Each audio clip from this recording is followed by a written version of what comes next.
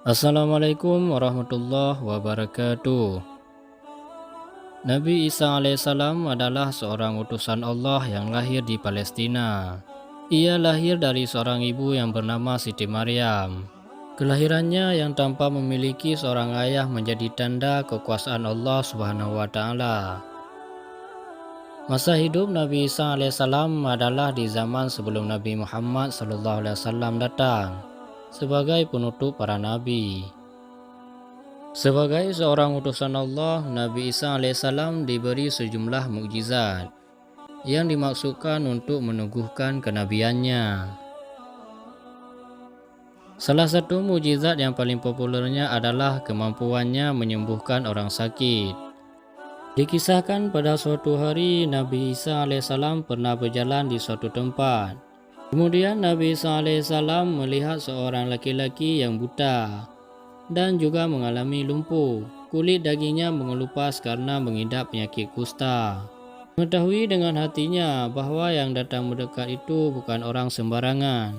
Lelaki tersebut lantas mengatakan sesuatu hal yang membuat Nabi Isa heran. Puji syukur kepada Allah yang menyelamatkanku dari musibah yang menimpa sekian banyak dari makhluknya, kata lelaki itu. Menyaksikan ketegaran lelaki tersebut, Nabi Isa langsung kagum karena di tengah situasi yang menghimpitnya, ia masih bersyukur kepada Allah Subhanahu wa taala. Kemudian Nabi Isa alaihissalam menjawab, "Wahai lelaki, musibah apakah yang kau maksud telah dijauhkan darimu itu?" Lelaki itu menjawab, "Wahai Ruhullah, aku lebih baik dari seseorang yang hatinya tidak diberi oleh Allah sesuatu yang diberikannya di dalam hatiku, yaitu ma'rifatullah, pengenalanku kepadanya."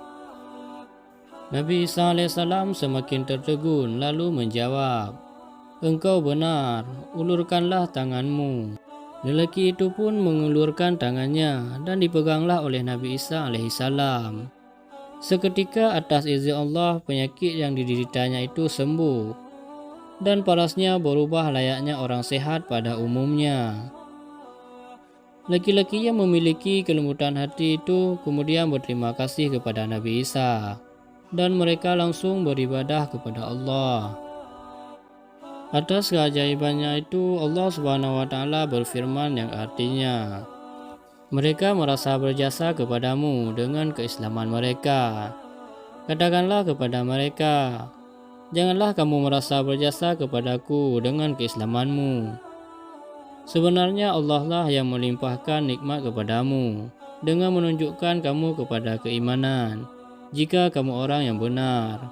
Quran Surat Al-Hujurat ayat 17.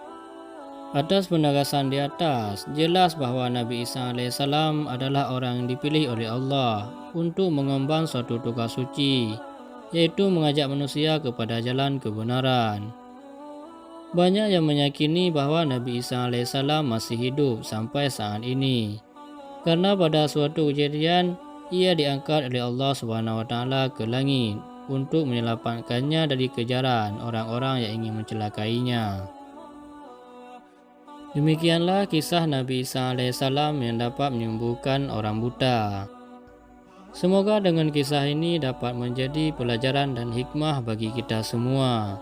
Wallahu a'lam bishawab. Assalamualaikum warahmatullahi wabarakatuh.